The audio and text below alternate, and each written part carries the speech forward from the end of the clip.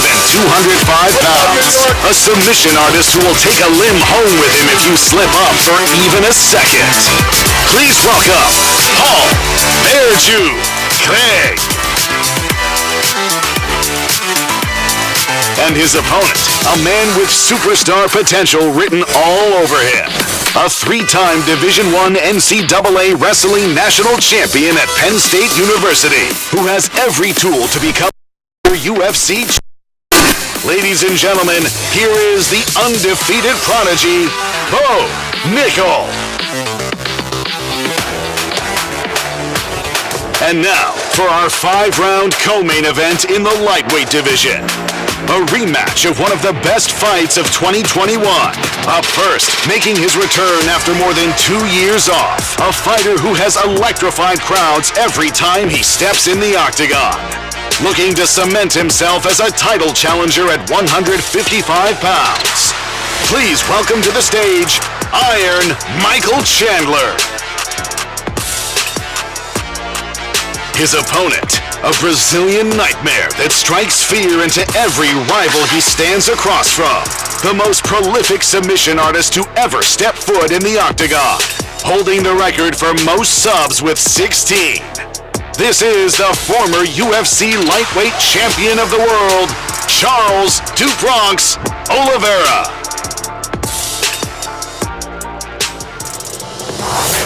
And now, for our heavyweight championship.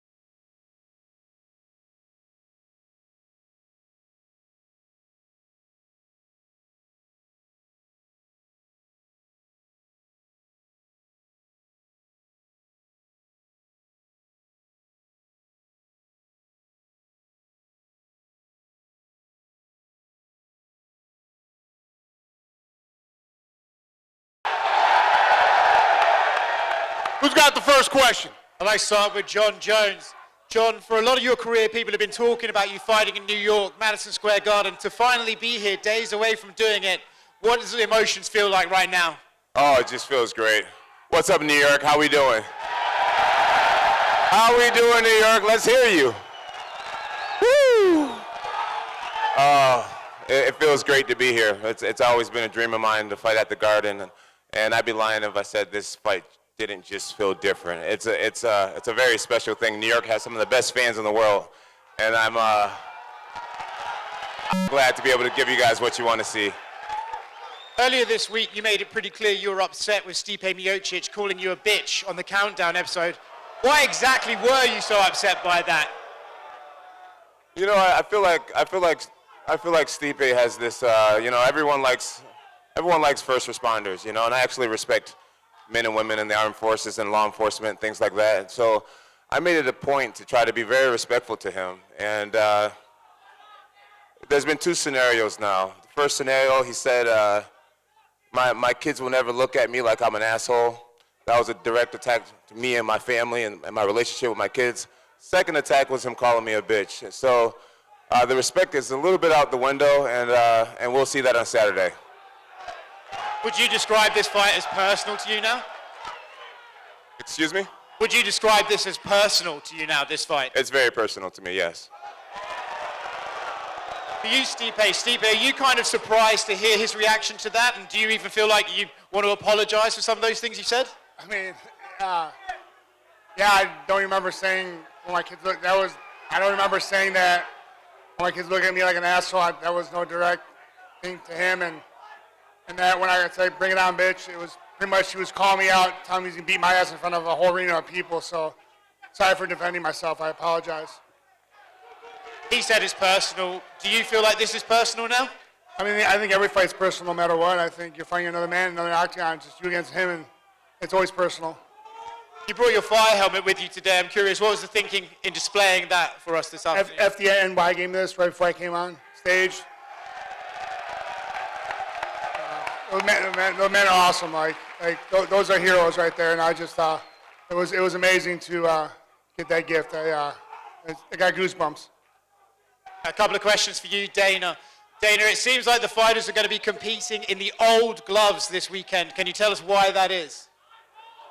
Because there were a lot of complaints about. We originally created these gloves to stop eye pokes, and we had good intentions with them. They didn't work out. People weren't happy with them, so I actually made the decision. Called our chief operating officer Lawrence and said, I'm switching the gloves. I want new the old gloves back. So, is it going to be the old gloves moving forward now? Yes. Okay. And last one from me. The new gloves are now the old gloves. Okay. And last one from me. We all know that this Saturday has to take place, but for you personally, do you still want to see the winner of this fight Tom Aspinall to unify the heavyweight title? Was that for me? Yeah. What's the question? Do you want to see the winner fight Tom?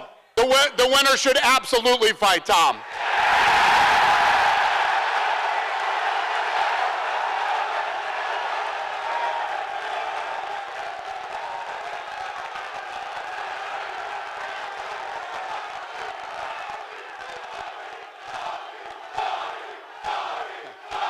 Who's got the next question? Knock it off. Question from Michael Chandler, all the way in the back right here, straight in the forward. A lot of the narrative surrounding this is, you've never won in Madison Square Garden. Charles Oliveira has a win over you. So taking away, the possible number one contender fight, getting the win, bonuses and everything, how much does this fight mean to you specifically to fight Charles in Madison Square Garden? I absolutely love it, man. I love challenges. I love climbing a big hill. I have shed blood in Madison Garden twice. I will draw blood in Madison Square Garden for a third time on Saturday night. Big title implications against a guy who's already beat me, shattered my dreams of becoming lightweight champion. And on Saturday night, I submit myself as the number one contender, and my next fight will be for the belt. Are you surprised with the reaction here, or do you think it's just because they're such fans of Charles? Yeah, I mean, Charles is beloved. Hey, listen, if you don't love Charles Oliveira, you're not a mixed martial arts fan. So I give it to him. Hey, so I fully expect it. I just saw Charles in the back. It's all respect. If you don't love Charles Oliveira, you can kick rocks. We're showing up on Saturday night. We're going to blow off the freaking roof off of Madison Square Garden, and you guys are going to love it. And one last one for you, Mike. You said in the countdown you were a fraction of a second away from getting that UFC title. So I'm curious, do you even approach this fight differently knowing just how close you were to raising that title? Almost does not count in this sport, and that's why we all absolutely love it. It doesn't matter how close you get unless you get the ref pulling you off inside the octagon. The fight is not over. Charles came back. He proved not only to himself but to the entire world that he is a top contender. He was a champion for a reason, and he was a champion for a while. Now it's my turn. It's my time to avenge a loss, and on Saturday night, we do it. And question for Charles in the back right here.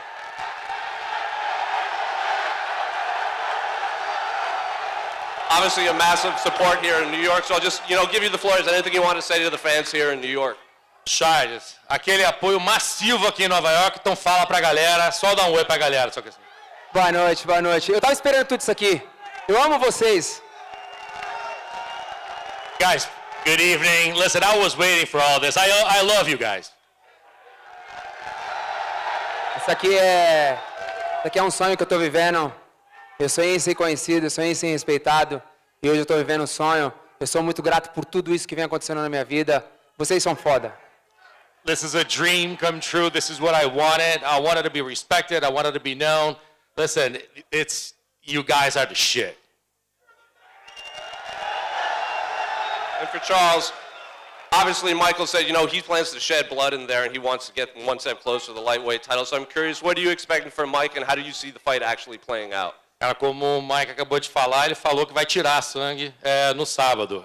E ele vai lutar pela eliminatória para tentar ser campeão. E o que você acha que vai acontecer? Como é que você acha que vai ser a luta? O que o Mike vai fazer contra você? Olha, de verdade, eu respeito demais esse cara.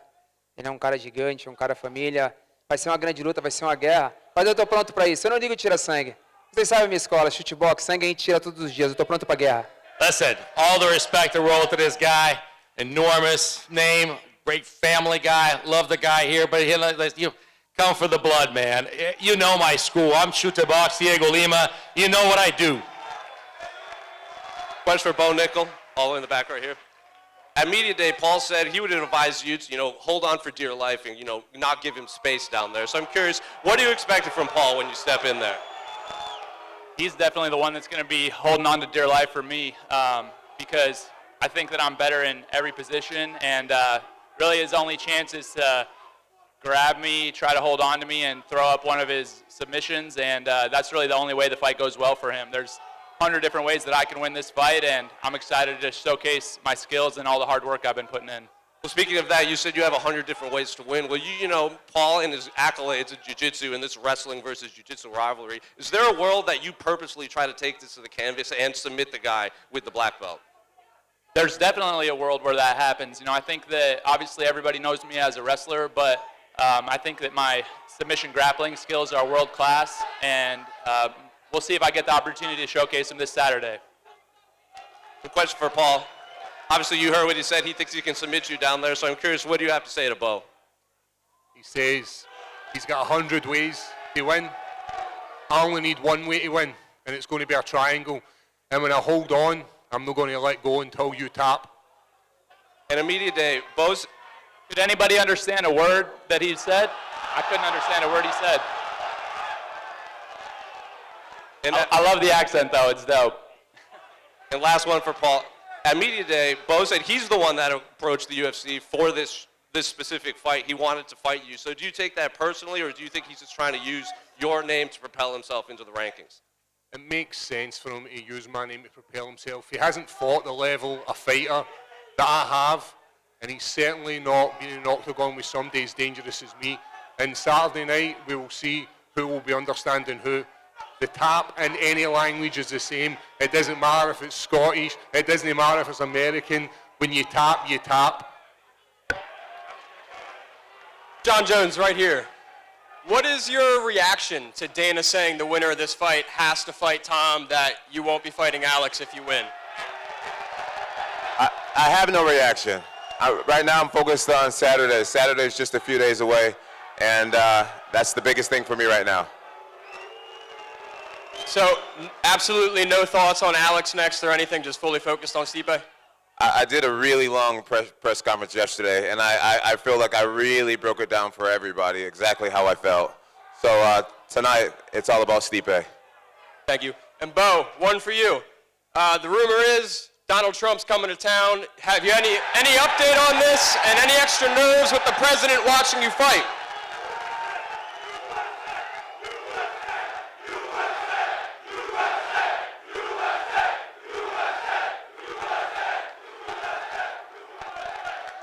No comment, but I will say Saturday is going to be very, very special, for sure.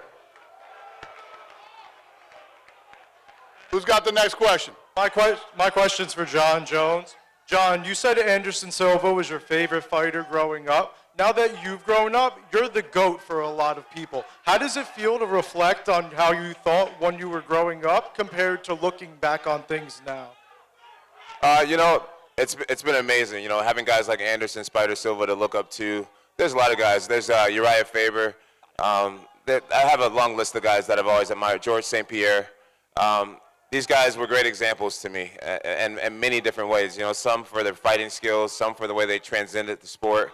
And I'm grateful to be in this position now. I'm very aware that I've impacted many people's lives around the world. And it's just, it's a huge honor, and it's a true pleasure to be in this position. Truly blessed. And my next one's for Dana. Dana, the UFC announced its return to London on March 22nd. Can you give us any fights in the works or any fighters in the works for that card? No. All right, for Michael. Michael, I know the notion that Charles Oliveira is a quitter has been dispelled in a lot of people's minds, but you brought it up in a lot of interviews this week. Why do you think that is still in there, and how do you feel you're going to bring that out? No, I did not bring it up this week at all. It was asked to me about our previous bout, in which case I do believe he had not proven that he was not. Since then, I have completely recounted that. Charles is a champion for a reason. He's come back in a lot of fights. Also, I did say every single person on the planet has a little bit of quitter in them. We've all got a little bit of quitter in us. It's just got to take the right time, the right amount of pressure. So hopefully we'll see it. And for Stipe Miocic, Stipe, I know you feel definitively you're going to win this fight. If that's what happens, do you feel an immediate rematch with Jon Jones is what would happen because he has never been beaten? I mean, yeah, but right now I'm worried about Saturday. So yeah, once I get it done, yeah, we'll talk. And just one for you, Dana. I know a lot of focus on this pay-per-view, but UFC 310 after Bilal Muhammad pulled out, people are wondering about the main event, if Shavkat will fight someone else. Is that still a plan, or is Pantoja versus Kai Asakura going to be the main event? We'll announce tomorrow. It's going to be good. Okay, thank you. Charles Oliveira, vamos lá. Você constantemente fala sobre legado e cinturão. Por que é tão importante para você ter o cinturão se você já tem um legado construído? Olha só, está do outro lado do mundo, milhares de fãs torcendo por você. De onde vem essa motivação e por que o cinturão é tão importante? Charles, you've always talked about legacy, and you've got a belt to show for, but now you have the legacy. You're loved all over the world. You have so many accolades, so many records. Why is a belt still important for you, since you already have a legacy of your own? Olha, a gente tem que estar aqui por algo. Eu estou aqui pela história, pelo legado, eu preciso tornar campeão. Há um mês atrás, meu filho nasceu, e eu prometi para ele mesmo, eu vou ser campeão mais uma vez. Da mesma forma que eu fui campeão para minha filha, eu vou ser campeão para meu filho. We're here for something. We're all here for something. I'm here for history. I'm here for legacy. I'm here to be a champion. Listen, about a month ago, my son was born. My new son was born, and I said, your dad is going to be a champion again, just like your dad was a champion for his daughter. That's what I promised. Olha, eu não sei quando. A gente não tem, é tudo no tempo de Deus. Mas eu vou estar aqui para fazer história. Listen, I don't know anything. Everything is in God's time, but I'm here to make history. Charles, mais uma. No Brasil, a história é muito famosa. Você teve a sua filha, foi campeão, 9, 8 vitórias seguidas. Qual foi o clique que deu quando a sua filha nasceu? E você sentiu esse mesmo clique quando o Dominique nasceu? Charles, so when your son was born, we know that after he was born, when your daughter was born, you streaked like 8, 9 straight victories. So what clicked that made you do that? And do you think that click is going to happen now that Dominic was born? Olha, não é um clique. Eu tinha que fazer algo para poder, sabe, dar tudo de bom para minha filha. E foi isso que eu fiz. O que eu sei fazer de melhor, eu sei lutar. Eu não sou esses caras que ficam falando um monte. Eu simplesmente, quando fecho o queijo, eu vou lá e faço acontecer. É isso que eu vou fazer de novo. Eu vou dar a volta por cima, eu vou se tornar campeão mais uma vez, eu vou deixar o meu legado cada vez maior e eu preciso da ajuda de todos vocês. Essa energia positiva é isso que faz acontecer. Guys, it's nothing that clicked. You have to fight for something. I had to do something. That's what you do. I'm here to do something. And the legacy, I'm here to be a champion. I'm telling you right now, I'm working towards that. That's what I know how to do. That's what I do. I fight. And I fight well. I know this. Listen, I'm going to turn things around. I'm going to be a champion again. And I need all of you to be by my side as I do that. Olha, de verdade, se esses caras acham que eles estão prontos para pagar o preço, eu estou 10 vezes maior. Eu nasci para isso. Eu vou fazer história mais uma vez. Listen, if some guys think that they can do something and they have everything that they got and they can do something against me, listen, I got 10 times more than you guys do. Listen, I'm going to make history. Who's got the next question? You? Down here, Dana. Go ahead. Welcome back to New York. Thank you, buddy. Question for Stipe Miocic. In the long build-up to this fight, the man to your right has repeatedly campaigned for Jon Jones as the pound-for-pound greatest of all time. Has that affected your mindset during the build-up, and what are your honest thoughts on Dana singing your opponent's praises?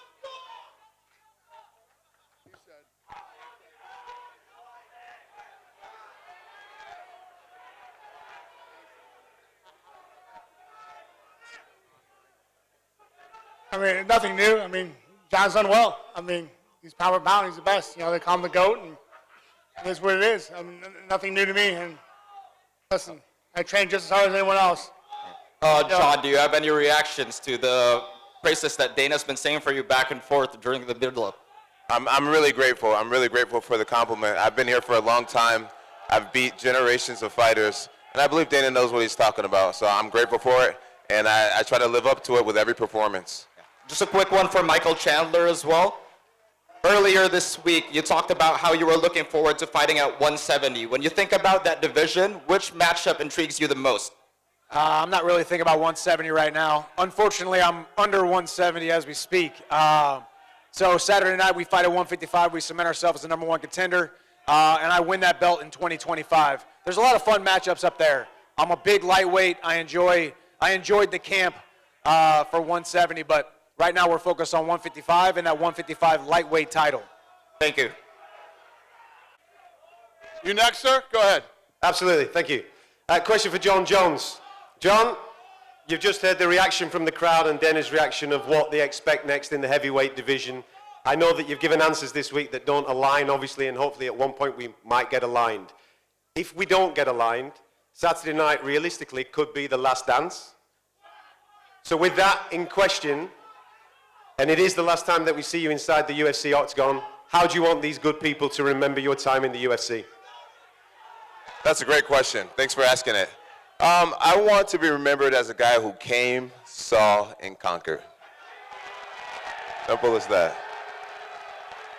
Thank you. Go ahead. A question for Michael Chandler. Michael, Conor McGregor will most likely be watching on Saturday. Do you want to use this performance to send a message to Conor? I've got absolutely no message for Conor McGregor. I'm 100% focused on Charles Oliveira. Conor McGregor can't get his house in order long enough to figure out how to string together a training camp to show up to the UFC octagon and do what guys like I and Charles Oliveira do multiple times a year. So he can enjoy it from wherever he's enjoying it from. We'll keep the octagon warm while he's out. Another one for Jon Jones. Jon, DC recently came out and said you and him will most likely never be on good terms. Since he may be calling your last fight, do you ever want to bury the hatchet with DC? Yeah, I love to bury the hatchet with DC. You know, literally every time I see him, I try to give him a smile, I try to give him a handshake, and I don't think I just recently found out he doesn't like that very much. So I think I'll just give him a little friendly wave from a distance from now on. That's all over for me a long time ago. I'm sure there's a lot of guys, a lot of former opponents that really don't like me, and that's a part of doing what I do. And last one for Dana, just to clarify your opinion on this for the fans at Madison Square Garden. Who is the pound-for-pound number one in the UFC, and who is the greatest of all time? Listen, it is my belief that as long as this guy is active, he's the best. He's the pound-for-pound best in the world, and he's the greatest of all time. Thank you.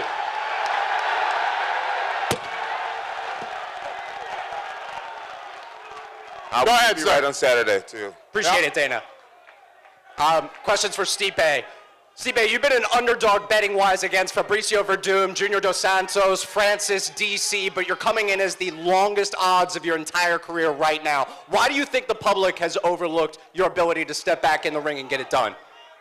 I don't care. I've never cared about the odds. You know, Vegas hates me, and I'm gonna keep it that way. Go ahead. Hi, Dana.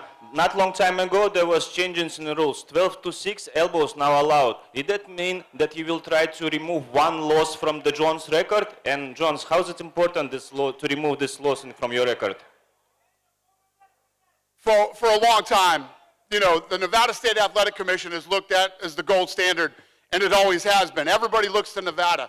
At that point in time, when that happened, we had the weakest commission ever in Nevada, and literally the worst referee of all time. I tried to get that removed. I don't think it's possible. And, you know, it's the thing that's going to stain his record forever. I mean, the real fans know he didn't lose the fight, but it is what it is. I think that's always going to be there, unfortunately. Thank you. Question for Jon Jones over here. We kind of see you've assembled a team of Avengers in your corner for this fight. What do you have to say about the guys in your corner? Gable Stevenson, Gordon Ryan, your friend Osi over there. Man, you know, I'm really blessed to be surrounded by really great men and women in my life. You know, not only Gable and not only Gordon and all these guys, but shout out to both of those guys, by the way, two of America's finest athletes. But I mean, I got guys who's been with me for years who's helped me get to this point. You know, Coach Greg Jackson, Brandon Gibson, Professor Alan Carr, Paige and Coach Aaron, Coach Alex. I got a really solid squad of guys, and our team was pretty damn close to perfect before adding these two great additions. And now our perfect team just became that much better. I'm definitely prepared to have a great ground fight this Saturday night, for sure. And then one for Michael Chandler. You've said about Islam Makhachev in the past, you said good old-fashioned American wrestling beats Dagestani Sambo any day of the week. How does American wrestling fare against Brazilian Jiu-Jitsu this weekend? I guess we'll find out on Saturday night. Obviously, Charles is decorated. The most submission wins in UFC history. That's why I love this fight. I love a scary fight. I love an exciting fight. And I love Madison Square Garden. This has become like my second home. My sixth fight in the UFC, my third time at Madison Square Garden in this beautiful city of New York. So I'm excited to go out there. If I want to take the fight to the ground, I'll try to take it to the ground. I think I will take it to the ground. And I think I'll stop his shots if I want to stop his shots. So it's going to be fun. Go ahead, sir. Question for Paul, down to your right. When you make the walk to the octagon on Saturday night, you're going to be the first Scottish mixed martial artist to actually compete in Madison Square Garden. I know Stevie Ray fought at the theater, but you'll be fighting actually in the arena. How much of an honor is it for you to be following in the footsteps of the late, great Ken Buchanan? Anywhere you fight in the world with the UFC behind your back is an honor, but to walk out in MSG, the noise in this room alone, never mind come Saturday night, is incredible. What's going to be more special is that noise after I get that submission victory in the 15 minutes. It's going to be immense within the MSG, and I cannot wait. Question for John, down here to your right as well. You've beaten a litany of UFC Hall of Famers during your career. Where would a win over Stipe rank amongst those wins? You're saying what is a win over Stipe? Where does that rank? Hey, where do you rank it in the list of wins that you've had over? Hey, before I answer this question, I have a very special young man here tonight. My man Kier, I met earlier today. He was diagnosed with cancer recently, and Dana, I'm wondering if you can get him tickets to my fight. That's awesome, guys. Kier is over here in the red. He's such a sweetheart, such a sweet young man. I don't know if you guys can see him, but he has the biggest and most beautiful smile. And I am so blessed to have met him. And I promise to give you a great show on Saturday night, young man. And Dana just said you got tickets, so you're going to be all right. Hopefully they give you, are you going to give him a decent seat? Oh, you're going to get a good seat too. Uncle Dana, he knows how to take care of his guests. So, welcome to the UFC, Kier. And as far as beating Stipe, where would that rank? You know, I've defeated a lot of amazing athletes, and Stipe is an amazing athlete. You know, even though I don't quite like him as of right now, which it's fighting. Who cares if I like him or not? I have to respect what he's done in the UFC. I've seen this man use that right hand to get some really great guys. So I got nothing but respect for the dude at the end of the day, and that's what's going to make it such a great fight. I know he has a great team and a great family. I have a great team and a great family, and that's what MMA is all about. Martial arts is all about two greats getting together and seeing who's the better fighter. Stipe, down here to your right as well, same question to you. Where would you rank a win over John in the list of the wins that you had in your career? I mean, John pretty much summed it up right there, man. I mean, I'm not much of a talker, as you know, but like you said, he's got a great team, great family, as do I. And this man, it's gonna be some fireworks on Saturday, and I can't wait. Thanks. This is the last question. Hey, guy in the green sweater, you asking a question? Yeah, yes, go ahead. Sir. Thank you. One question for Jon Jones. So, asking whether this win or even before this win on Saturday night, do you have yourself on the Mount Rushmore of American sports? And if you do, how does the rest of Mount Rushmore look? Man, you know, it's hard to stand up here and kind of toot my own horn, but you know, I don't know if I can put myself on the Mount Mount Rushmore of all American sports. But I do recognize that I've won, 15, 16 world titles, and that's very rare in any sport. Tom Brady told me that I think he had like 7 titles, 6 titles, and I know Michael Phelps did a really great thing with the Olympics. He has many, many titles. 17 is very rare. It's very rare, and I guess that's a question that you have to answer. You fans have to answer, but I'm grateful to be even mentioned in a conversation like this. Thank you. Thank you. And last question to Dana. Dana, I'm coming from Georgia, and Georgia right now has 2 champions in the UFC. So I think this question is coming from every single Georgian UFC enjoyer right now. Will we ever in the upcoming future see a UFC event in Georgia? Thank you. Yes, sir. We will. Yes. We want to go everywhere. So, you good? I just wanted to say thank you, and I'm looking forward to seeing you there. Thank you. Thank you, sir. So, we're going to rip this apart. We're going to square these guys off. I just wanted to say one thing. I don't remember how many years ago it was, but we couldn't get into New York City, and now we're 7 of the top 10 all-time gates at the baddest arena in the world. Thank you, New York. Thank you, Joel, and thank you, Madison Square Garden.